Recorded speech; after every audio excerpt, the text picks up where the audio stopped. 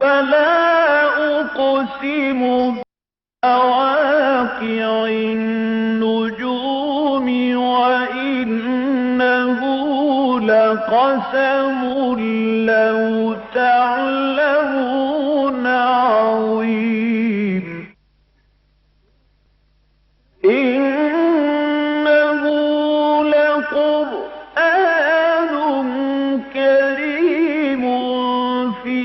كتاب مكنون لا يمسه إلا المطهرون تنزيل من رب العالمين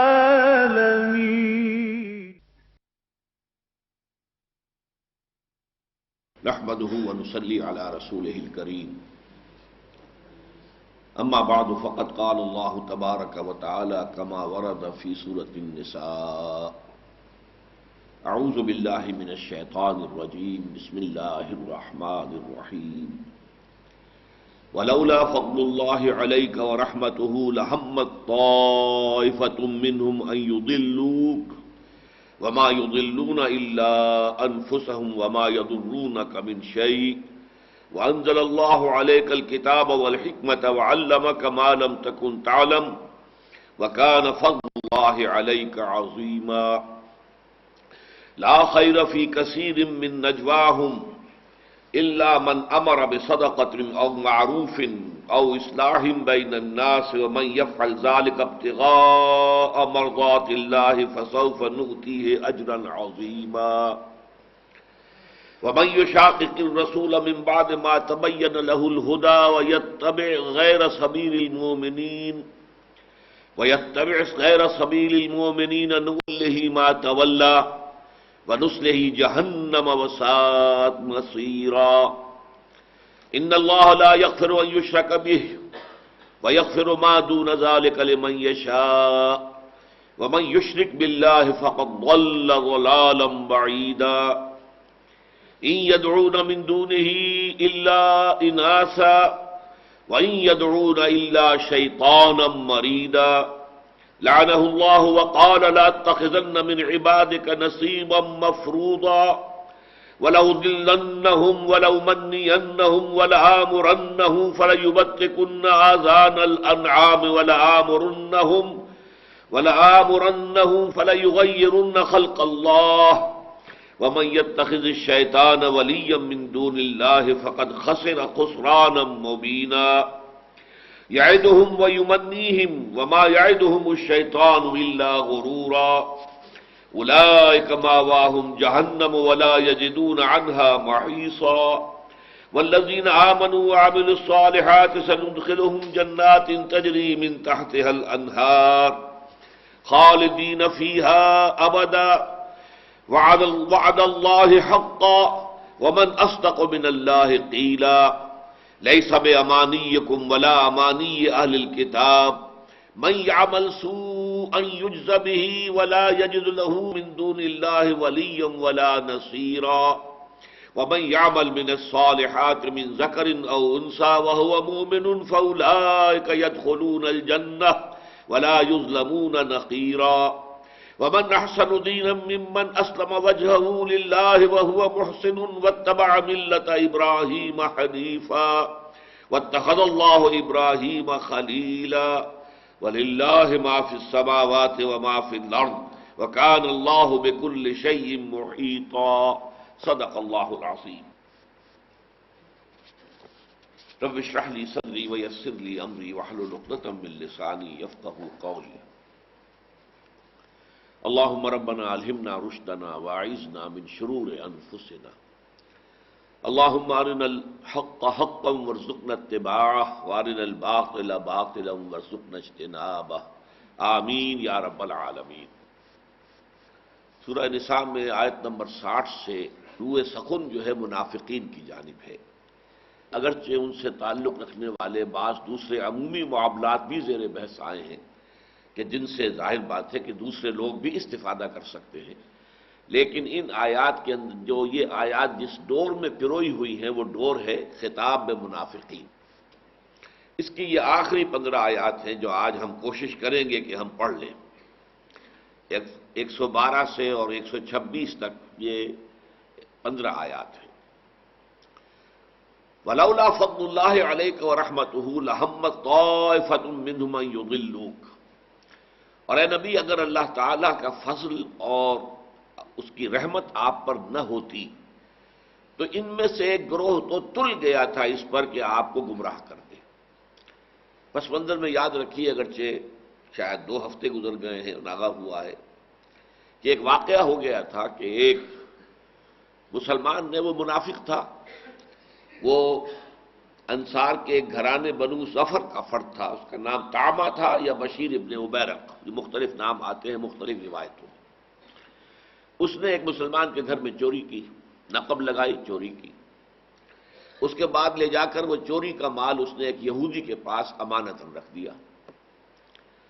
اب ظاہر بات ہے جس کی چوری ہوئی تھی اس نے شور مچایا، کھوجیوں نے کھوج لگا کر اور یہودی کے مکان تک بات پہنچا دی، اور وہاں سے وہ سامان جو ہے وہ برآمد بھی ہو گیا۔ اب شور مچ گیا، یہودی نے چوری کی ہے۔ اس یہودی نے یہ کہا کہ نہیں، میں نے چوری نہیں کی ہے، میرے پاس تو فلاں شخص یہ مال امانتاً رکھ گیا ہے، آپ اس سے پوچھیے۔ اب اس شخص نے قسمیں کھا لی، یہ جھوٹ بول رہا ہے، یہ یہودی ہے۔ تو یہ مقدمہ جب حضور صلی اللہ علیہ وسلم کے پاس پہنچا تو اس شخص نے کچھ ایسے انداز میں اپنی بات پیش کی، اور ساتھ ہی جو وہاں پر ابھی ایک خاندانی عصبیت باقی تھی، قبائلی عصبیت، خاندانی عصبیت، کہ جو ضعیف الایمان لوگ تھے ان کو اپنی رشتہ داری کا لحاظ جو ہے وہ زیادہ سامنے آ جاتا تھا بنسبت اس کے کہ حق کیا ہے۔ تو ایک طرف اس نے بڑی چرب زبانی سے کہا کہ صاحب برآمد وہاں سے مال ہو رہا ہے، آپ مجھ پر الزام لگا رہے ہیں، کیا یہ ظلم ہے، یہ مجھ پر ظلم ہو رہا ہے۔ اور اس کے خاندان والوں نے بھی اس کا ساتھ دیا، اور جس شکل میں مقدمہ حضور کے سامنے آیا تھا اس میں حضور کا بھی رجحان ہو گیا کہ یہودی ہی کو ملزم قرار دے کر، مجرم قرار دے کر سزا دے۔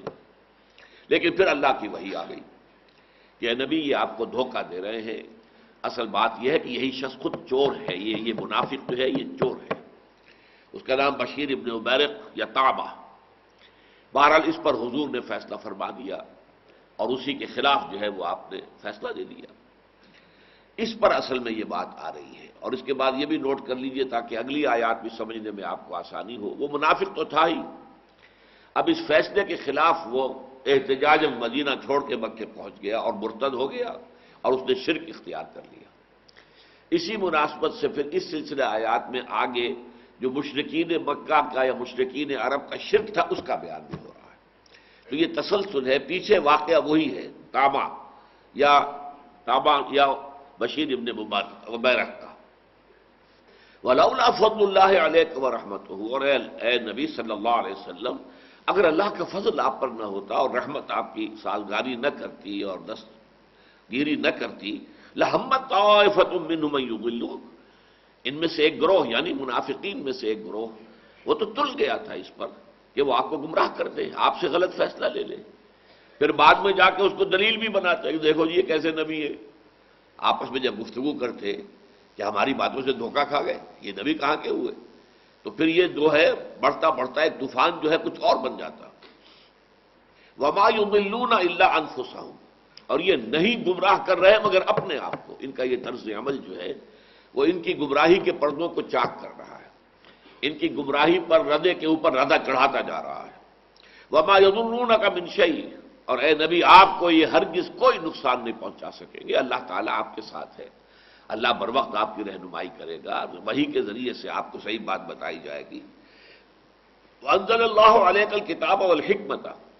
اور اللہ کا کتنا بڑا فضل اور کتنا بڑا احسان آپ پر ہے کہ اللہ تعالیٰ نے نازل کی ہے آپ پر کتاب بھی اور حکمت بھی۔ کتاب احکام،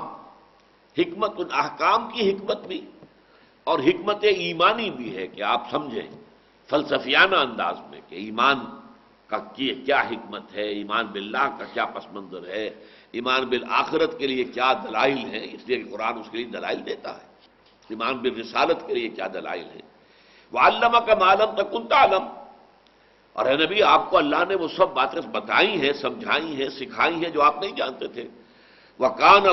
فضل اللہ علیک عظیم، اور یقیناً اللہ تعالیٰ کا فضل جو آپ پر ہے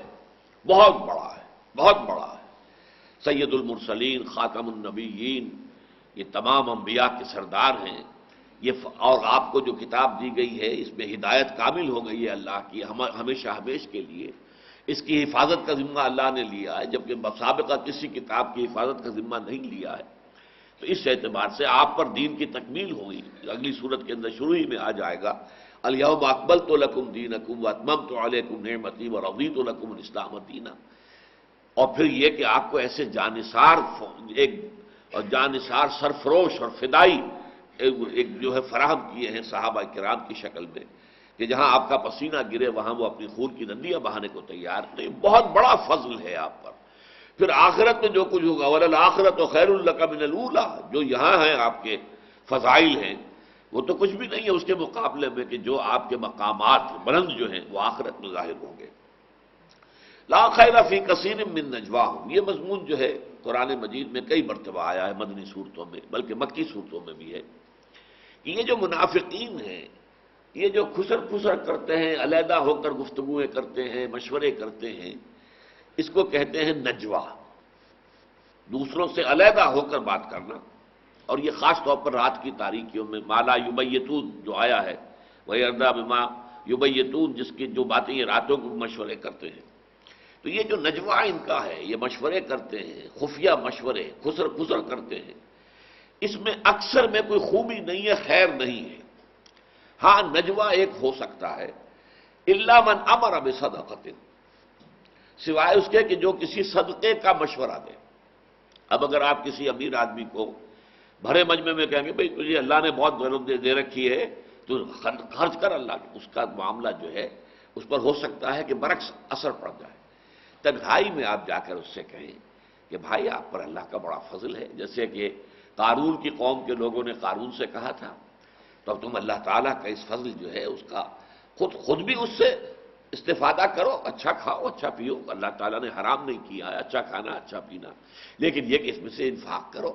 غریبوں کی مدد کرو، اللہ کے دین کے لیے خرچ کرو۔ تو الا من امر بصدقۃ او معروف، یا کسی اور نیک کام کے لیے وہ اگر مشورہ دیتا ہے، امر کا لفظ حکم کے لیے بھی آتا ہے، مشورے کے لیے بھی آتا ہے۔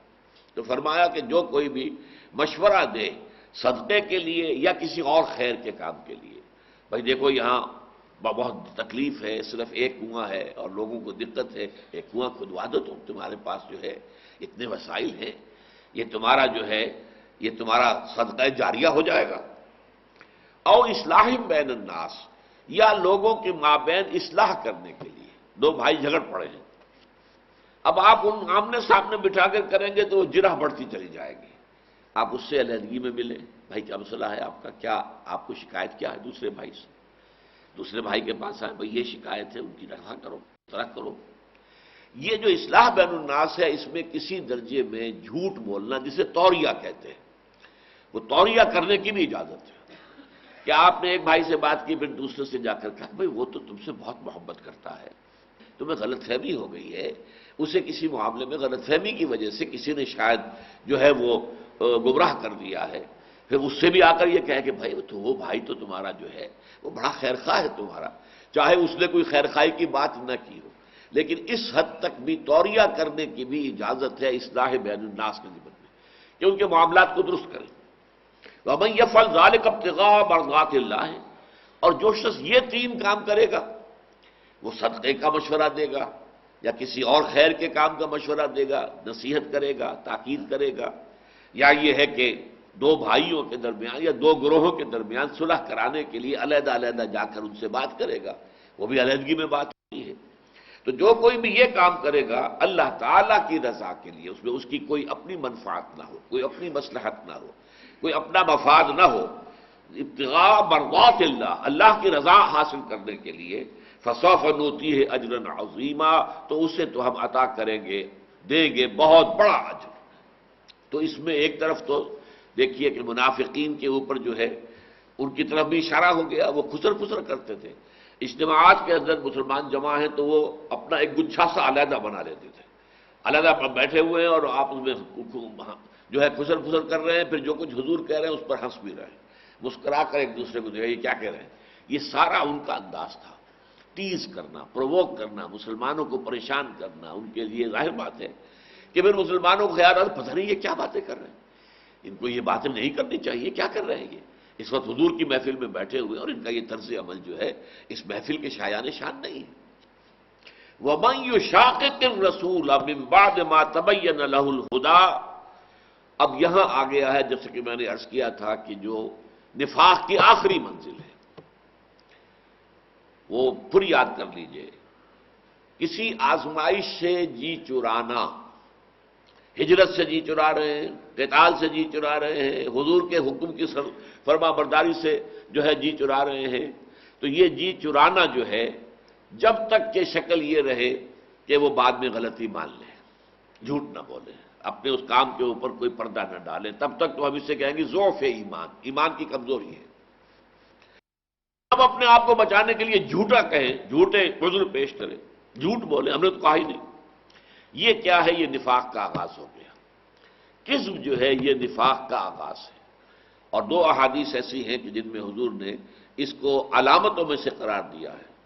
کہ یہ تین چیزیں ایسی ہیں، یہ آیت المنافق ثلاث اذا حدث کذب واذا وعد اخلف واذا اؤتمن خان۔ منافق کی تین مثالیں، تین جو ہے نشانیاں یہ ہیں کہ جب بات کرے جھوٹ بولے، جب وعدہ کرے خلاف ورزی کرے، جب امین بنایا جائے خائن ثابت ہو۔ اور اس میں حدیث جو مسلم شریف کی اس میں یہ بھی آیا ہے کہ وَلَوْ صَامَ وَصَلَّى وَزَعَمَ أَنَّهُ مُسْلِمٌ۔ ایسا شخص جو ہے جس میں یہ تین علامتیں ہوں وہ کٹر منافق ہے، خواہ وہ نماز پڑھتا ہو، روزہ رکھتا ہو اور اپنے آپ کو مسلمان سمجھتا ہو۔ تو قسم جو ہے پہلی منزل ہے۔ دوسری منزل ہے جھوٹی قسمیں، اتخذوا ایمانہم جنۃ، خدا کی قسم ہے میری یہ مجبوری تھی۔ اب یہ خدا کی قسم کھا کر اس کو ڈھال بنا لیا، اب آگے کیا کہیں؟ حضور اپنی شرافت و مروت کی وجہ سے خاموش ہو جاتے، ٹھیک ہے بھائی جائیے، لیکن یہ ہے کہ ظاہر بات ہے کہ انہیں معلوم تھا کہ ہم نے جھوٹ بولا ہے، اور اسی لیے پھر کہتے تھے وہ اذن، یہ نرے کان ہی کان ہے، ان کے دماغ میں بھیجا نہیں ہے، ہم نے جھوٹی قسم کھائی انہیں پتہ ہی نہیں چلا، اذن بس کان ہے، لیکن اندر دماغ نہیں ہے جو سمجھ سکے کہ یہ بات صحیح کہی جا رہی ہے، غلط کہی جا رہی ہے، جھوٹ ہے یا سچ ہے۔ یہ اس کے بعد اس کو اور الٹا ایکسپلائٹ کرتے تھے۔ تیسری سٹیج آتی ہے جبکہ حضور سے بالخصوص، یعنی جو بھی اس وقت مسلمانوں کے امیر تھے اور عام مسلمان جو صادقین تھے، جو ہر پکار پر لبیک کہتے تھے کہ واپس نہیں پھیرا کوئی فرمان جنوں کا، تنہا نہیں لوٹی کبھی آواز جرس کی، گھنٹی بجی ہے تو جیسے گھنٹی کی آواز آئی اور اس کی باز گشت گئی ہے، اس باز گشت کے ساتھ ہی پہنچ گئے۔ یہ جن لوگوں کی کیفیت ہوتی تھی ان سے انہیں دشمنی ہو جاتی تھی، زندم زندہ ہو جاتا تھا۔ یہ لوگ ہیں جن کی وجہ سے ہم جو ہے نمایاں ہو جاتے ہیں، سب بیٹھے رہتے کوئی نہ جاتا تو سب برابر ہوتے، اب یہ تو دوڑ کے چلے گئے، ہم بیٹھے رہ گئے، ہم نمایاں ہو گئے، کہ یہ لوگ ہیں اصل میں کہ جن کے اندر یا ایمان کی کمی ہے، یہ ایمان کا ضعف ہے، یا منافق ہے، تو انہیں دشمنی ہو جاتی تھی۔ اور دوسرے یہ کہ یہ محمد صلی اللہ علیہ وسلم نے خام خواہ جو ہے جنگوں کا سلسلہ شروع کر دیا۔ بھائی تبلیغ کرتے رہتے، آپ تبلیغ کے ذریعے سے لوگوں کو جو ہے ٹھیک کر لیں، جب سب لوگ ٹھیک ہو جائیں گے تو اللہ کا دین بھی غالب ہو جائے گا۔ اب آپ سمجھ رہے ہیں کہ میں اشارہ کر رہا ہوں، آج بھی ایک بہت بڑی تحریک ہے مسلمانوں کی جو یہی کہتی ہے کہ بس تبلیغ کرو، دعوت دو، لوگ ٹھیک ہوتے جائیں گے، ہوتے جائیں گے، ہوتے جائیں گے، ہوتے جائیں گے، جب سب ٹھیک ہو جائیں گے خود بخود نظام اللہ کا آ جائے۔ بھائی اگر ایسا ہو سکتا تو حضور کبھی تلوار نہ اٹھاتے، اس لیے کہ جو شیاطین ہیں اور جن کے کہ مفادات وابستہ ہیں غلط نظام سے، وہ کبھی نہیں مانیں گے، کبھی نہیں مانیں گے۔ پھول کی پتی سے کٹ سکتا ہے ہیرے کا جگر، مرد نادا پر کلام نرم و نازک بے اثر۔ اس مرد نادا کے لیے تو پھر وانزلنا الحدید، ہم نے لوہا اتارا ہے، ان کی سرکوبی کرنی پڑے گی تلواروں سے، اس لیے کہ اس کے بغیر وہ دین کو آگے بڑھنے کا راستہ نہیں دیں گے۔ تو حضور نے جہاد شروع کیا، قتال شروع کیا، تو وہ تو ایک ضرورت کے تحت کیا، ورنہ حضور صلی اللہ علیہ وسلم کسی مسلمان کا، کسی کافر کا بھی خون کا ایک قطرہ بھی زمین پر گرانا جو ہے کبھی پسند نہ کرتے، اگر اس کے بغیر اللہ کا دین غالب ہو سکتا۔ تو ان کو یہ بھی دشمنی تھی کہ انہوں نے، جسے آپ کہتے ہیں کہ یہ بڑے ایمبیشس سے آدمی ہو گئے ہیں، یہ جلدی سے شاید کوئی حکومت حاصل کرنے کی فکر میں ہیں، اپنا غلبہ اور اقتدار چاہتے ہیں، اس لیے انہوں نے جو ہے یہ چھیڑ چھاڑ شروع کی شروع میں قریش کے ساتھ، اور اب جنگوں پر جنگیں ہو رہی ہیں۔ اس لیے کہ سن 5 تک تو آپ کو معلوم ہے کہ 3 جنگیں تو بڑی ہو چکی تھی، اور چھوٹی چھوٹی جنگیں اور کتنی ہوئی ہیں اس کا تو کوئی حساب نہیں۔ غزوہ بدر بھی ہو چکا ہے، غزوہ احد ہو چکا ہے، غزوہ احزاب ہو چکا ہے، یہ سورہ نساء اور سورہ مائدہ اس کے بعد سن 6 اور 7 میں نازل ہوئی۔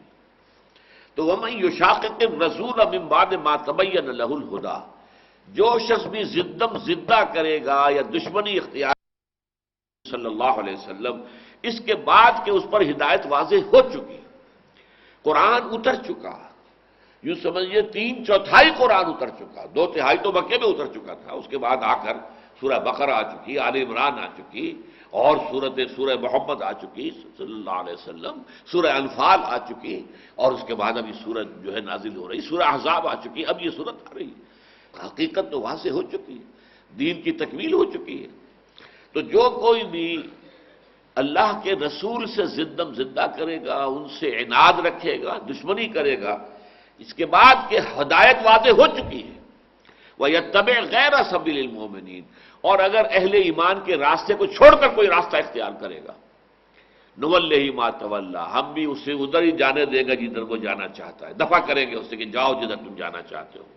اسی کے حوالے کر دیں گے ہم اسے، وَنُصْلِهِ جہنم، اور اسے پھر پہنچائیں گے، جھونکیں گے جہنم میں، وَسَاءَتْ مَصِيرًا، اور وہ بہت ہی برا ٹھکانہ ہے، لوٹنے کی جگہ۔ اس آیت سے ایک حکم نکلتا ہے اصول فقہ کا۔ ہمارے ہاں جو شریعت ہے اس کی جو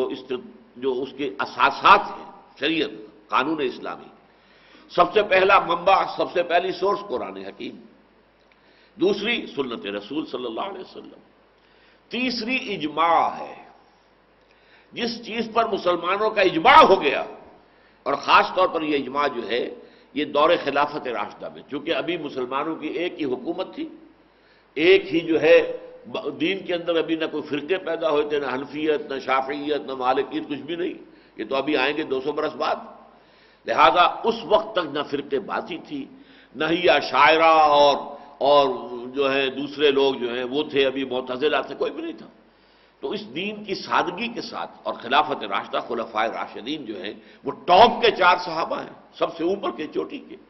لہذا اگر خلفائے راشدین کی کسی بات کے اوپر قوم نے اجماع کر لیا تو یہ بھی ایک دلیل ہے، تیسری سورس بنے گی قانون کی۔ یہ ہمارے فقہا سب مانتے ہیں، یہ حنفی ہو، مالکی ہو، شافعی ہو، حنبلی ہو۔ تو اس کو کہا جا رہا ہے کہ یہ سبیل المومنین بن گئی ہے، اب یہ راستہ ہے اہل ایمان کا۔ جو اس کو چھوڑ کر کوئی اور راستہ نکالے گا، نُوَلِّهِ مَا تَوَلَّىٰ، ہم بھی اسی کو اسی طرح جانے دیں گے جدھر وہ جانا چاہتا ہے، وَنُصْلِهِ جہنم، لیکن پھر اس کا جو ٹھکانہ ہوگا وہ جہنم ہوگا۔ اچھا، اس اجماع پر کوئی دلیل نہیں تھی، کیونکہ اصول فقہ سب سے پہلے جس نے مرتب کیے ہیں وہ امام ابو حنیفہ نہیں ہے رحمۃ اللہ علیہ، بلکہ امام شافعی ہے رحمۃ اللہ علیہ۔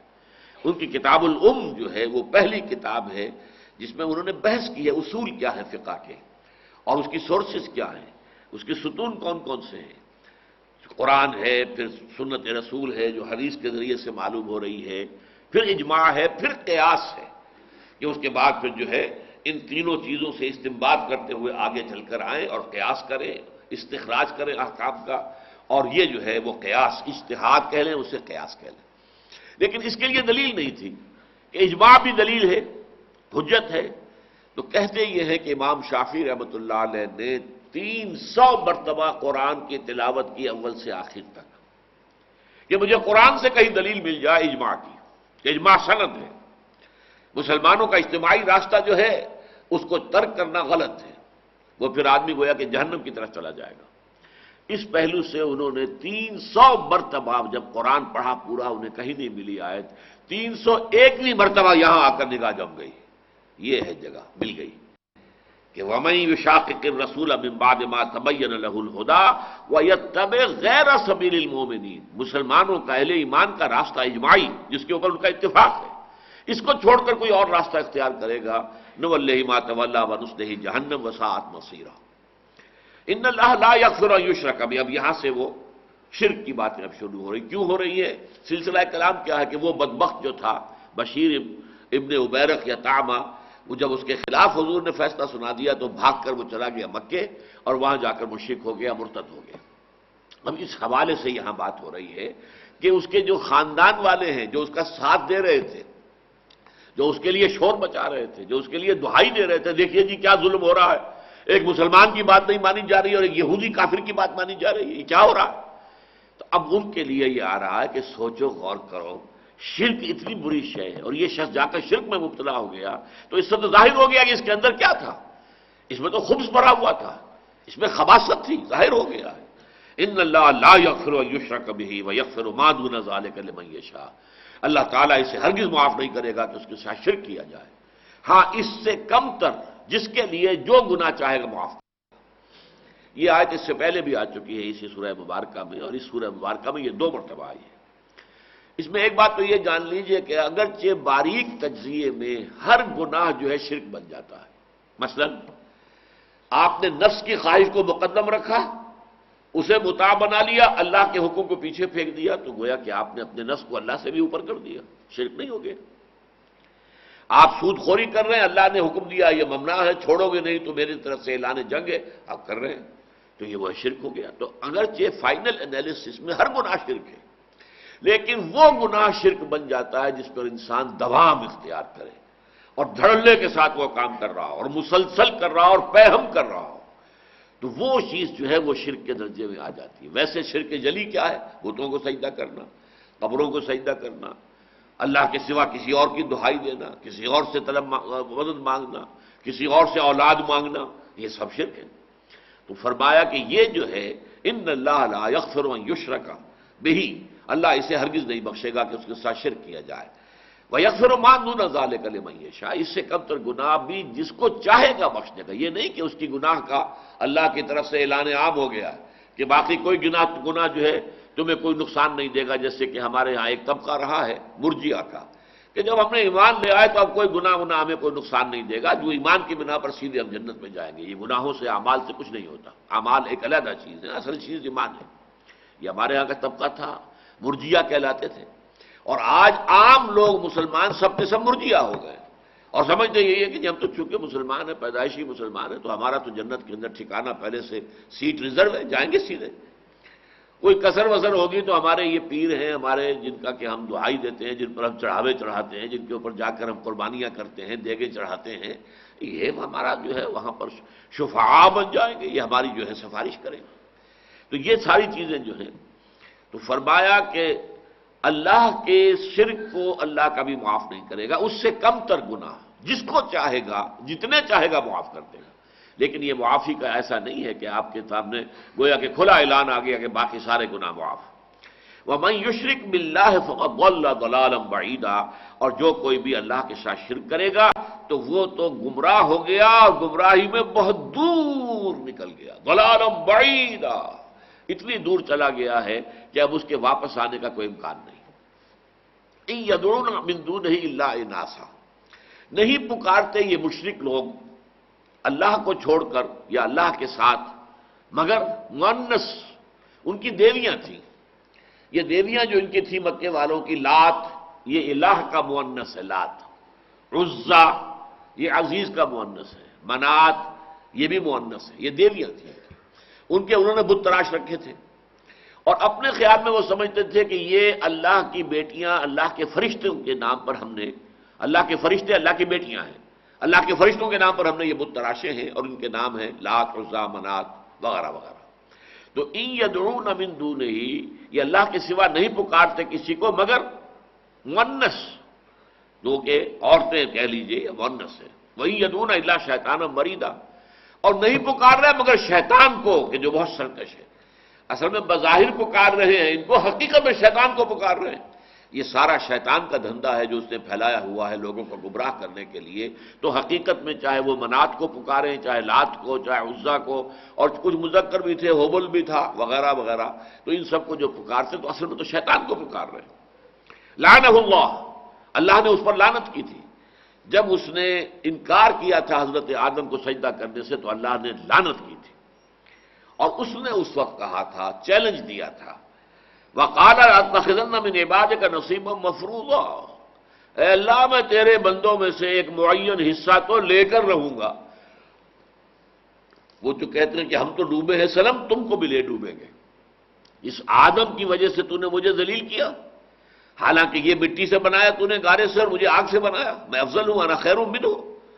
اور تو نے اس کو دے دی ترجیح میرے اوپر، اس کے سامنے سجدہ کروانا چاہتا ہے مجھ سے، میں نہیں کروں گا سجدہ اس، اور جب لعنت ہو گئی تو کہا اچھا میں پھر ان کی اولاد کو گمراہ کروں گا، من عباد کا تیرے بندوں میں سے ایک معین حصہ جو ہے وہ تو لے کر ڈوبوں گا، جہنم میں جاؤں گا تو اکیلا نہیں، یہ اولاد آدم کی بڑی تعداد کو لے کر جاؤں گا، وَلَأُضِلَّنَّهُمْ اور میں لازماً انہیں گمراہ کروں گا۔ اب یہاں پر دیکھیے وہ صیغہ آ رہا ہے جو میں نے آپ کو بارہا بتایا ہے کہ فعل مضارع سے آگے یہ نون مشدد اور اس سے پہلے لام، جیسے کہ ہم کہتے ہیں اضربہ لأضربنہ، میں لازماً ماروں گا اس کو، ضرب کروں گا اس کو، لأقتلنہ میں اسے لازماً قتل کروں گا۔ اس سے زیادہ تاکید کا کوئی اسلوب عربی زبان میں موجود نہیں ہے، ایمفیسس کا، تاکید کا، زور دینے کا۔ تو وہی صیغے ہیں جو یہاں آ رہے ہیں، وَلَأُضِلَّنَّهُمْ میں لازماً انہیں گمراہ کر کے رہوں گا، وَلَأُمَنِّيَنَّهُمْ اور میں ان کے اندر جو ہے انہیں امیدوں کے سبز باغ میں انہیں گمراہ کر دوں گا، یوں ہو جائے، یوں ہو جائے، یوں ہو جائے، میں یہ کر لوں، ایک کارخانہ بن گیا پھر دوسرا بن جائے، یہ آرزوئیں، یہ تمنائیں، اور اس کے ساتھ ہی یہ کہ ٹھیک ہے غلط کام تو ہم کر رہے ہیں، اللہ بخشنے والا ہے، یہ بھی دل کا امانیوں ہوں۔ ہم تو جب ابراہیم کی نسل سے ہیں، ہم یعقوب کی اولاد ہیں، ہم بنی اسرائیل ہیں، ہم تو اللہ کے بڑے چہیتے ہیں، اس کے بیٹوں کے مانند ہیں، نحن ابناء اللہ واحباؤ، اللہ ہمیں جہنم میں نہیں ڈالے گا۔ اور دوسرے یہ کہ یہودیوں کے ساتھ کوئی غلط کام کریں گے ہم تو اس کی باز پرس ہو بھی جائے گی، اسرائیلیوں کے ساتھ، باقی جینٹائلز گوئمز ان کے ساتھ ہم جو چاہیں کریں، ہمارے اوپر کوئی گرفت نہیں ہے، کوئی پکڑ نہیں ہے۔ لیس علینا فی الامیین سبیل، ان امیین کے معاملے میں ہم پر کوئی راستہ ہے نہیں ملامت کا، ہم انہیں دھوکہ دیں، انہیں چیٹ کریں، ان پہ ڈاکہ ڈالیں، انہیں ماریں، انہیں قتل کریں، جو چاہیں کریں، ہمارا حق ہے۔ تو یہ دونوں چیزیں اس میں آ جائیں گی، تمنا امنینہم ولا امنینہم، تمناؤں کے باغ، سب باغ دکھاؤں گا، امانی من گھڑت قسم کے خیالات، اللہ ہمیں تو بخش ہی دے گا، ولا آمرنہم اور پھر میں انہیں حکم دوں گا خاص، فلا یبتکن آذان الانعام پھر وہ جانوروں کے، حیوانات کے کان چیریں گے۔ وہ کیا کرتے تھے کہ کوئی گائے ہے فلاں بت کے فلاں دیوی کے نظر کرنی ہے، اب اس کے کان چیر دیں گے، اس سے کوئی استفادہ نہیں کر سکتا، اب وہ کھلی پھرے گی۔ جیسے ہندوستان میں جائیں تو دیکھتے ہیں اور وبال جان بنی ہوئی ہیں گائیں وہاں پر، لیکن کیا کریں وہ گو ماتا کچھ نہیں کہہ سکتے، اور وہ بازاروں میں پھر رہی ہیں، یہاں بیٹھی ہیں، وہاں بیٹھی ہیں، یہاں گند مچا رہی ہیں، وہاں تنگ آئے ہوئے ہیں، ناک میں دم ہے ان کا۔ اور ایسا بھی ہوتا ہے، ایسے کچھ تو ہوتے ہیں بیچارے ہندو جو ہیں بہت سادہ لوگ، اب ایک سبزی لے کر کی جو چھابڑی لے کے بیٹھا ہوا ہے، وہ گو ماتا آ گئی ہیں، کھا رہی ہیں، اسے نہیں روکے گا، وہ تو گو ماتا ہے۔ ان میں ایسے بھی ہے جو ڈنڈا رسید کرتے ہیں اس کے سر کے اوپر، لیکن یہ ہے کہ بہرحال پھر بھی وہ گو ماتا ہے، اس کو کوئی مسلمان حلال کر دے تو پھر تو قیامت آ جائے گی، ایک بہت بڑا بلوا ہو جائے گا۔ اسی طرح وہ کرتے تھے کہ جانوروں کے کان چیرے، یہ علامت ہو گئی اس کی کہ یہ در حقیقت کسی نہ کسی بت کا، کسی دیوی کا، کسی دیوتا کا نذرانہ ہے، لہذا اس کو ہاتھ نہیں لگانا۔ ولا آمرنہم اور پھر میں انہیں اور حکم دوں گا، فلا یغیرن خلق اللہ وہ اللہ کی تخلیق کو بدلیں گے، مردیں عورت بننا چاہیں گی، عورتیں مرد بننا چاہیں گے، یہ ہوگا، اور یہ ہو رہا ہے آج جو ہو رہا ہے۔ یہ جو ہم جنس پرستی ہے اللہ کی تخلیق کو بدلنے کا نام ہے نا۔ اللہ نے جوڑے بنائے تھے، نر اور مادہ بنائے تھے، اس کے اندر اس نے تسکین بھی رکھی ہے، اس میں اولاد ہوتی ہے، اللہ کا یہ راستہ چھوڑ کر اور آپ کے خلاف فطرت راستے کو بھی، تو یہ تخلیق کو بدلنا۔ اسی میں بعض علماء نے لیا ہے کہ اللہ تعالیٰ نے مرد کے لیے داڑھی یہ رکھی ہے اور مونچھیں بھی، اگرچہ مونچھوں کو کترانے کا حکم دیا صفائی کی وجہ سے کہ مونچھیں زیادہ بڑی ہوں گی تو آپ پانی پئیں گے تو اس کے اندر بھی وہ بھی ڈوبے گی، تو شواری بھی اسی لیے کہتے ہیں پینے والیاں، آپ دودھ پی رہے ہیں تو مونچھیں ہیں تو وہ سفید ہو جائیں گی آپ کی مونچھیں بھی، تو گویا کہ انہوں نے بھی آپ کے ساتھ دودھ پیا ہے، لہذا حکم کیا ہے کہ انہیں کتراؤ، قص شواری، چھوٹا کرو، مونچھوں کو چھوٹا کرو لیکن داڑھی بڑھاؤ۔ اب یہ ہے جو اللہ تعالیٰ نے مردوں کے لیے حسن کے طور پر، ان کی علامت کے طور پر، ان کی مردمی اور مردانگی کے ایک اعلان کے طور پر دیا، اسے بھی بدل رہے ہیں۔ یہ تمام چیزیں جو اب آج کے معاملے آ رہے ہیں، جس طریقے سے کہ آج کل جو فیشن کے اعتبار سے وہ بہت سی چیزیں ایجاد ہو گئی ہیں، میں تو ان سے واقف بھی نہیں ہوں، کوئی تھریڈنگ ہو رہی ہے، کہیں کچھ اور ہو رہا ہے، کہیں جو ہے وہ جو پلکیں جو ہے، یہ جو ہیں بھویں جو ہیں یہ کچھ بنائی جا رہی ہیں مصنوعی، کہیں بالوں میں بال گوندے جا رہے ہیں جن پر لعنت کی ہے حضور نے صلی اللہ علیہ وسلم۔ بھئی اللہ نے جتنے بال تمہیں دیے بس اتنے رکھو، تم اس کے اندر اور بال جوڑ کر، تو تو اللہ کی تخلیق پر گویا کہ مطمئن نہیں ہو. اللہ نے جیسا تمہیں بنایا ہے بس ویسے اس کے اوپر راضی رہو، شاکر رہو. تو میں انہیں حکم دوں گا تو یہ اللہ کی تخلیق کو بدلیں گے. وَمَن يَتَّخِذِ الشَّيْطَانَ وَلِيًّا مِن دُونِ اللَّهِ فَقَدْ خَسِرَ خُسْرَانًا مُبِينًا، اور جو کوئی بھی اللہ کو چھوڑ کر شیطان کو ولی بنائے گا تو اس تو بہت بڑے خسران کے اندر، بڑے واضح مبین گھاٹے کے اندر، نقصان کے اندر پڑ گیا. یعظہم ویمنیہم، وہ ان سے وعدے بھی کرتا ہے، ہو جائے گا، یہ ہو جائے گا، چلو آگے، میں بھی تمہارے ساتھ ہوں. اہل ایمان جو ہے ان کو شکست ہو جائے گی. اور جب وہ لشکر سامنے آیا، بھاگا الٹے پاؤں، اور اس نے کہا کہ میں وہ چیزیں دیکھ رہا ہوں جو تم نہیں دیکھ رہے، وہ فرشتوں کی قطاریں آ رہی ہیں، تو میں تو اللہ سے ڈرتا ہوں. گیا بھاگ گیا. یہ ہوا ہے، بدر کے موقع پر ہوا ہے. تو یہ جو ہے پہلے تو وعدے کرتا ہے، خوب وعدے کرتا ہے، اچھے امیدیں دکھاتا ہے، اور ان کی امیدوں کا جو ہے جسے طول عمل کہتے ہیں ہمارے یہاں، امیدوں کا طول، یہ یوں ہو جائے پھر یوں ہو جائے پھر یوں ہو جائے. شیخ چلی کی طرح بیٹھے ہوئے نقشے بنا رہے ہیں اور اپنی ساری توانائیاں قوتیں اسی میں لگا رہے ہیں. اور دوسرے یہ کہ سیغفر لنا، ہمیں تو بخش دیا جائے گا. یہ بھی شیطان کی دی ہوئی در حقیقت جو ہے انسان کو وہ گمراہی ہے کہ اللہ بڑا رحیم ہے، بڑا غفور ہے. یہی مولوی ڈھکوسلے کرتے ہیں اللہ آگ میں ڈالے. اللہ کہاں آگ میں ڈالے گا؟ کوئی اپنی اولاد کو آگ میں ڈالتا ہے؟ تو اللہ تو کہتا ہے کہ الخلق عیال اللہ، حضور نے فرمایا کہ پوری مخلوق اللہ کے کنبے کے مانند، کیسے ڈالے گا؟ یہ تو ایسے ڈراوے کے لیے، جیسے بچوں کو کہہ دیتے ہیں باہو آیا، وہ آ رہا ہے، وہ بھوت آ رہا ہے، دیو آ رہا ہے. یہ اس طرح سے یہ باتیں کہہ دی گئی، ان کی کوئی حقیقت. یہ باتیں کہنے والے آپ کے ہاں موجود ہیں اور بڑے عجیب انداز میں کہتے ہیں. مجھے کوئی 20 سال پہلے کی بات یاد ہے کہ یہیں ماڈل ٹاؤن میں رہتا تو تھا، کرشن نگر میں، یہاں ایک جگہ پر کوٹھی میں ڈی بلاک کی، وہاں میں درس کے لیے آیا تو وہاں ایک صاحب تھے، اور وہ اسی بات میں جو میں نے ابھی، ڈاکٹر صاحب سوچئے خدا کے لیے کوئی ایسا ہوگا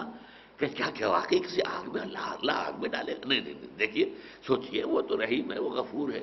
اور قرآن کہہ رہا ہے میں ڈالوں گا، بھر دوں گا. تو گویا کہ قرآن کی نفی ہو رہی ہے، تردید ہو رہی ہے. لیکن انداز وہ ہے، اسی کو کہا ہے کہ یہ شیطان اللہ کے نام پر تمہیں دھوکہ دیتا ہے. وہ بڑا غفور ہے، بڑا نکتہ نواز ہے، وہ بخشنہار ہے، وہ کسی کو عذاب نہیں دے گا. تو فرمایا یعدہم ویمنیہم وما یعدہم الشیطان الا غرورا، یہ دھوکہ ہے جو سب دے رہا ہے.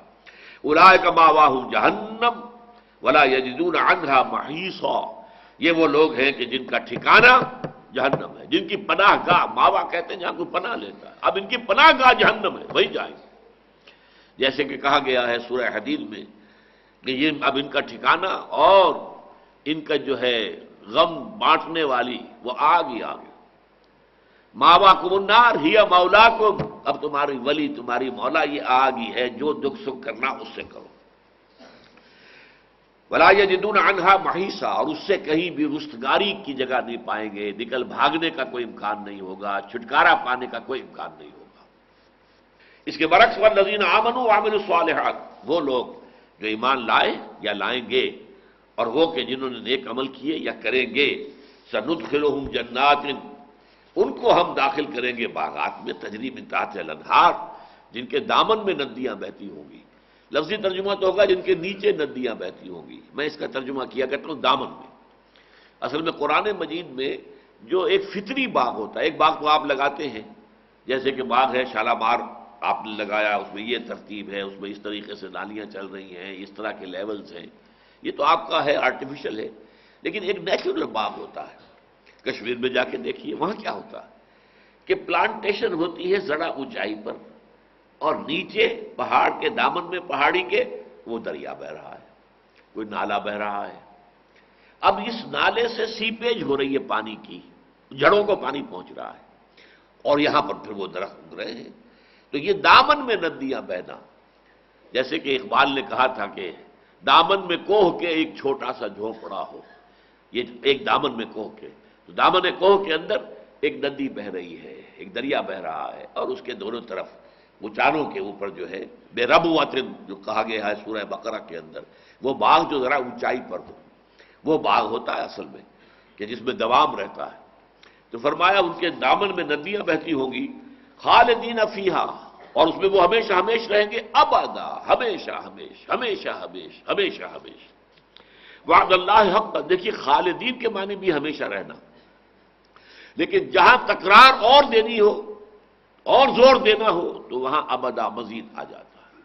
خالدین فیہا ابدا۔ اور اس معاملے کے اندر یہ ہے، یہ تیسرا مقام میرے سامنے آج آیا ہے، پہلے دو مقامات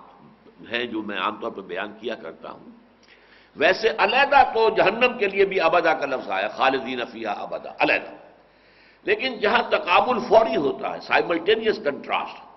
جہنم کے ساتھ فوراً جنت کا تذکرہ یا جنت کے ساتھ فوراً جہنم کا تذکرہ، وہاں پر کئی مقامات پر یہ ہے کہ جنت کے لیے تو خالدینہ پر ابدا کا اضافہ ہوتا ہے، جہنم پر نہیں ہے۔ ابھی ہم نے پڑھا ہے اس میں رہیں گے، لیکن وہاں پر ابدا کا لفظ دیں گے، اس میں رہیں گے ہمیشہ ہمیش، لا یجدون عنہا محیصا، نکلنے کا کوئی راستہ نہیں ہوگا۔ لیکن یہاں پر جو ہے ابدا، ہمیشہ ہمیشہ۔ اس سے بعض لوگوں نے نتیجہ نکالا ہے، اور ان بعض کے اندر دو بڑی عظیم شخصیتیں بھی ہیں۔ ایک شیخ ابن عربی جو تصوف کے بہت بڑے امام مانے جاتے ہیں، شیخ اکبر انہیں کہا جاتا ہے، اور ایک امام ابن تیمیہ جو اہل حدیث حضرات کے اصل امام ہیں، جیسے حنفی امام ابو حنیفہ کے مقلد ہیں، ایسے ہی جن کو ہم اہل حدیث کے سلفی کہتے ہیں، اصل میں وہ امام ابن تیمیہ کے فتاوی پر عمل کرتے ہیں۔ امام ابن تیمیہ اور یہ محی الدین ابن عربی، یہ دونوں آپس میں، بلکہ یوں کہیے کہ چونکہ ابن عربی پہلے کے آدمی تھے، امام ابن تیمیہ بعد میں آئے ہیں، تو امام ابن تیمیہ نے کوئی گالی چھوڑی نہیں ہے، شرعی گالی، زندیق، کافر، مرتد ابن عربی کے لیے۔ لیکن اس معاملے میں دونوں متفق ہیں کہ جہنم ابدی نہیں ہے، ایک وقت آئے گا کہ جہنم خالی ہو جائے گی، یا تو بلیا میٹ کر لیے جائیں گے کفار، بدترین جو کفار ہوں گے کہ کوئی ان کا وجود ہی نہیں رہے گا، معدوم، یا وہ جو گناہ گار زیادہ تھے اور ان کے اعمال نیک کم تھے انہیں نکال لیا جائے گا، ان کو سزا دے دی جائے گی، اور جیسے کہ کپڑوں کو جو ہے بھٹی میں ڈال کر دھوبی جو ہے بعد میں پٹکتا بھی ہے پتھروں کے اوپر میل نکالنے کے لیے، ایسے انہیں جہنم میں عذاب دے کر ان کا میل کچیل نکال کر پھر انہیں جنت میں داخل کر دیا جائے گا۔ لیکن جنت ابدی ہے، وعد اللہ حقا، اور یہ اللہ کا وعدہ ہے جو سچ ہے۔ ومن اصدق من اللہ قیلا، اور اللہ تعالی سے بڑھ کر سچا کون ہوگا اپنے قول میں؟ اللہ تعالیٰ جو کچھ کہہ رہا ہے اس کے اندر کوئی شک اور شبے کی گنجائش نہیں ہو سکتی۔ ومن اصدق من اللہ قیلا، ایسا بھی آتا ہے ومن اصدق من اللہ حدیثا، اللہ کی بات سے بڑھ کر سچی بات کس کی ہو سکتی ہے؟ اب پھر وہ امانی کا ذکر آ رہا ہے، لیسا بامانیکم ولا امانی اہل الکتاب، اے مسلمانوں، نہ تمہاری آرزوؤں تمناؤں یا جس کو انگریزی میں کہیں گے وشفل تھنکنگ سے کوئی فائدہ ہوگا، اور نہ اہل کتاب کو اپنی وشفل تھنکنگ سے کوئی فائدہ ہوگا۔ وہ بھی کہتے تھے نا نحن ابناء اللہ واحباہ، ہم تو اللہ کے بیٹوں کے مانند ہیں، بڑے چہیتے ہیں، we are the chosen people of the Lord, ہم اللہ کے منتخب بندے ہیں، تو ہمیں جہنم میں داخل نہیں کیا جائے گا مگر گنتی کے چند دن۔ یہ سارے ان کے خیالات تھے، من گھڑت خیالات تھے۔ اسی طرح مسلمانوں، اگر تم بھی اسی قسم کے من گھڑت خیالات اپنے ایجاد کر لو گے، اجی ہم تو امت محمد میں سے ہیں صلی اللہ علیہ وسلم، ہمیں کیا خبر، ہمارا کیا سوال ہے کہ جہنم میں ہمیں ڈالا جائے؟ تو یہ ساری چیزیں تمہاری امانی ہیں۔ کسی جگہ کہتا ہے تل کا امانیہم قل ہاتوا برہانکم ان کنتم صادقین،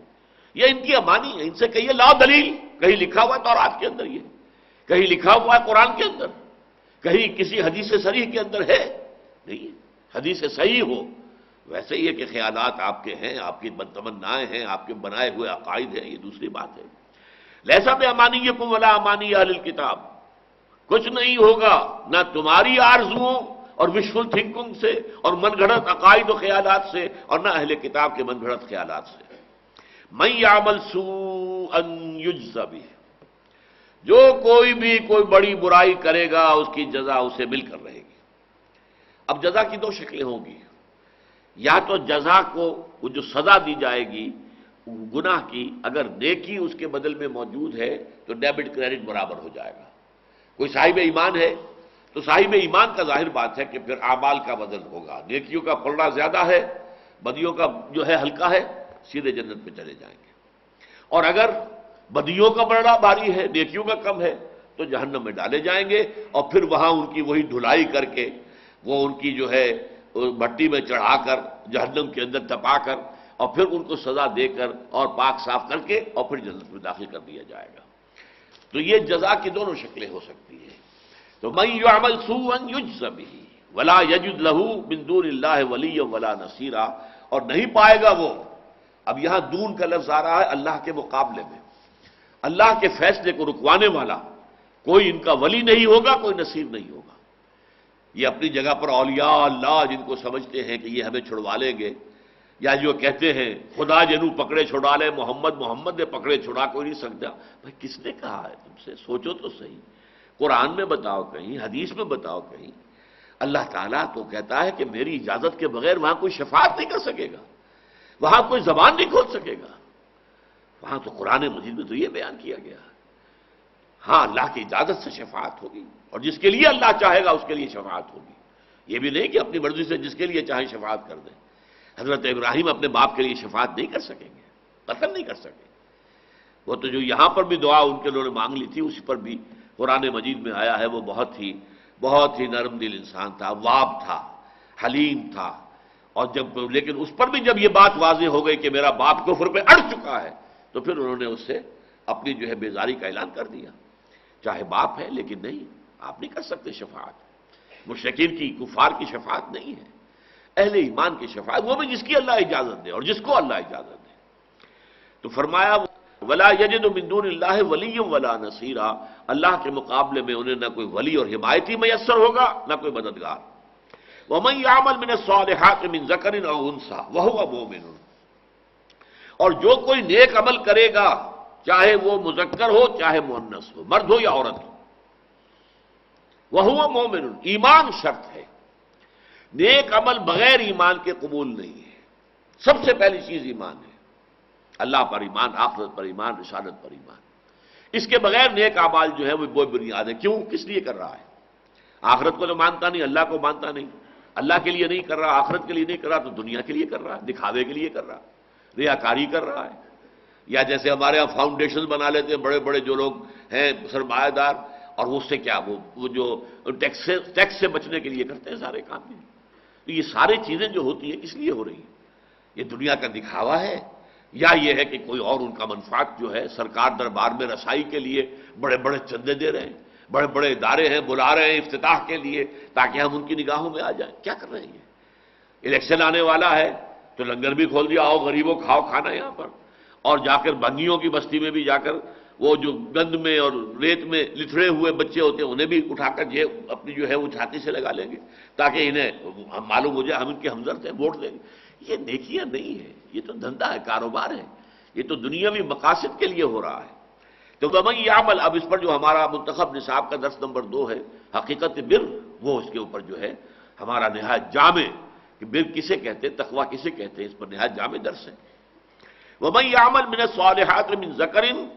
او انثی، جو کوئی بھی نیک کام کرے گا چاہے وہ مذکر ہو مرد ہو اور چاہے انثی ہو عورت ہو، وہو مؤمن، شرط یہ ہے کہ وہ مومن ہو، فاولئک یدخلون الجنہ، تو یہ وہ لوگ ہیں جو جنت میں داخل ہوں گے، ہو کر رہیں گے، کوئی ان کو روک نہیں سکے گا۔ ولا یظلمون نقیرا، اور ایک تل بھر بھی ان پر زیادتی نہیں ہوگی، ان کا کوئی عمل ضائع نہیں ہوگا، جیسے کہ سورہ آل عمران کے آخر میں آیا فاستجاب لهم ربهم انی لا اضیع عمل عامل منکم، میں تم میں سے کسی عمل کرنے والے کے کسی عمل کو ضائع نہیں کروں گا، بلکہ جو بھی عمل تمہارے سامنے آ جائے گا، فمن یعمل مثقال ذرۃ خیرا، تو وہ اس کو دیکھ لے گا، اور کوئی شر کرے گا اس کو دیکھ لے گا۔ تو اس اعتبار سے اللہ تعالیٰ جو ہے ان کے سب کے اعمال ان کے سامنے لے آئے گا۔ فاولئک یدخلون الجنۃ ولا یظلمون نقیرا، جیسے تل ہوتا ہے چھوٹا سا، اتنا بھی ظلم نہیں ہوگا، اتنی زیادتی نہیں ہوگی، اتنی حق تلفی نہیں ہوگی، ان کا کوئی نیک عمل ضائع نہیں کیا جائے گا۔ ومن احسن دینا، اب آیا ہے بہت جامع معنی، اس سے بڑھ کر بہتر دین کس کا ہوگا، من اسلم وجہہ للہ، جس نے اپنا چہرہ اللہ کے سامنے جھکا دیا، سرنڈر کر دیا، وہو محسن، اور وہ محسن ہے۔ یہ سرنڈر خوبصورتی کے ساتھ ہے، عمدگی کے ساتھ ہے، یہ سرنڈر صرف ظاہری نہیں باطنی بھی ہے۔ جب یہ ہوگا، اس لیے کہ یہ جو احسان ہے یہ سب سے اونچا درجہ ہے، اسلام، ایمان، احسان۔ اسلام تو آپ نے کلمہ شہادت پڑھا مسلمان ہو گئے، کوئی ہندو سکھ پارسی عیسائی ابھی کلمہ پڑھے اشہد ان لا الہ الا اللہ و اشہد ان محمد رسول اللہ، مسلمان ہو گئے۔ اب مومن کون ہوگا؟ جس کے دل میں یہ یقین پیدا ہو جائے، اللہ کا یقین، آخرت کا یقین، جنت کا، دوزخ کا یقین، بعث بعد الموت کا یقین، قیامت کے دن کا یقین، وزن اعمال کا یقین۔ جب یہ یقین پیدا ہو جائے گا، رسالت کا یقین، کتابوں کا یقین، قرآن کا یقین، تو اب آپ مومن ہو گئے۔ اچھا، یہ یقین اتنا گہرا ہو گیا کہ آپ کو یہ ایمانی حقائق ایسے محسوس ہوتے ہیں جیسے آپ اپنے آنکھوں سے دیکھنے والی چیز پر آپ کو یقین ہوتا ہے، اتنا یقین ہوتا ہے۔ جب سوال کیا حضرت جبرائیل نے، انسانی شکل میں آئے تھے اور انہوں نے کہا اخبرنی عن الاسلام، حضور نے فرمایا اسلام یہ ہے ان تشہد ان لا الہ الا اللہ وان محمد رسول اللہ وتقیم الصلاۃ وتؤتی الزکاۃ وتصوم رمضان وتحج البیت ان استطعت الیہ سبیلا۔ پھر پوچھا، یہ تو بات آپ نے صحیح کہہ دی، اب بتائیے ایمان کیا ہے؟ اس میں فرمایا ان تؤمن باللہ والیوم الاخر والملائکۃ، یہ ایمان وہ ہے کہ یقین پیدا ہو جائے۔ پھر پوچھا، فرمائیے مل احسان، احسان کیا ہے؟ ان تعبد اللہ یا ان تعمل للہ یا ان تخشى اللہ، یہ تین روایتوں میں تین الفاظ آئے ہیں، تاکہ تو اللہ کی عبادت کرے، تاکہ تو اللہ کے لیے بھاگ دوڑ کرے، نیک عمل کرے، جد و جہد کرے، تاکہ تیرے اندر اللہ کی خشیت اتنی ہو جائے کانک ترا ہو، ایسے کہ جیسے تم اللہ کو دیکھ رہے ہو، آنکھوں سے دیکھ رہے ہو۔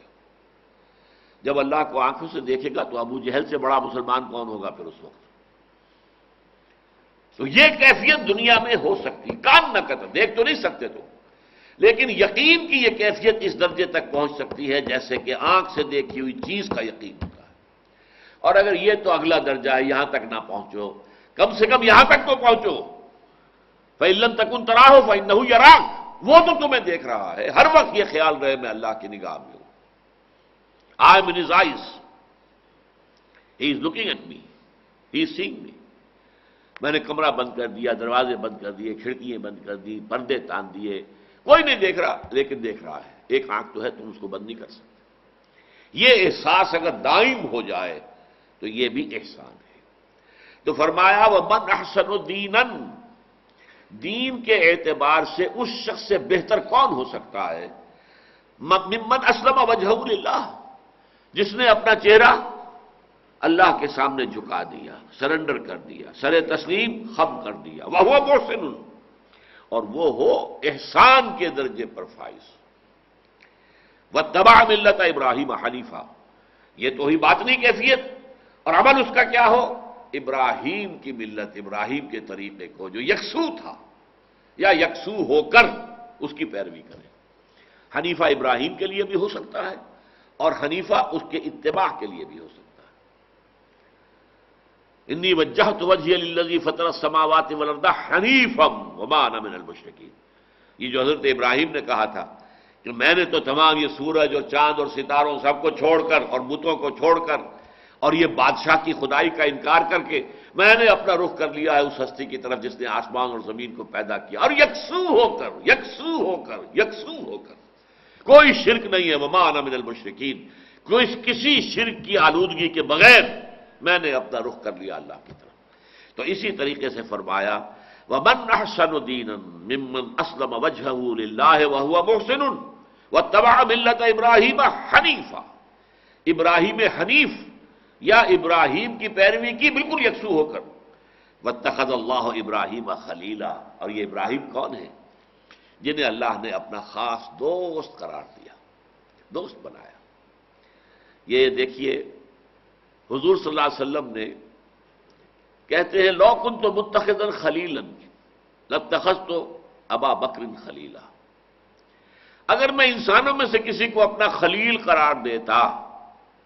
تو ابو بکر کو اپنا خلیل بناتا۔ یہ خلیل اتنا بڑا لفظ ہے، گویا کہ حضور نے حضرت ابو بکر کو بھی اپنا خلیل قرار نہیں دیا، حالانکہ کہا ہے جس کا مجھ پر کوئی احسان ہے میں نے بدلہ چکا دیا، لیکن ابو بکر کے جو احسانات ہیں ان کا بدلہ میں نہیں چکا سکتا، اللہ ہی چکائے گا۔ اور اقبال نے جو دو شعر کہے ہیں حضرت ابو بکر کی شان میں، امن الناس بر مولا ما، ہمارے مولا محمد پر سب سے زیادہ احسان کرنے والا، کلیم اول سینہ ما، ہمارا سینہ جو پہاڑ تھا، سینہ اس پہ کلیم پہلا کون ہے؟ وہ ابو بکر ہے۔ حضور کو تعبیر کیا ہے نور کا پہاڑ، جبل نور جیسے کہ تھا مکے میں، اور اس کے اوپر سب سے پہلے اللہ سے کلام کرنے والا ابو بکر ہے۔ ہمت او کشت ملت راج و امر، ان کی ہمت، ان کی عزیمت، ان کا ارادہ امت کی کھیتی کے لیے ایسے ہے جیسے بارش۔ ثانی اسلام و غار و بدر و قبر، اسلام میں بھی ثانی، حضور کے بعد پہلے ایمان لانے والے ابو بکر، پھر ثانی اسلام و غار ثور میں جب چھپے ہوئے تھے تو حضور کے ساتھ ثانی وہ تھے،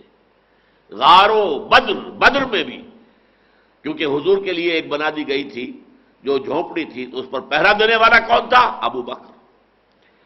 ثانی اسلام و غار و بدر و قبر، اور حضور جس حجرے میں دفن ہوئے حضرت عائشہ کا حجرہ تھا، اس میں آپ کے بعد نمبر 2 دفن ہونے والے ابو بکر تھے۔ تو یہ ان کی شان ہے۔ واتخذ اللہ ابراہیم خلیلا،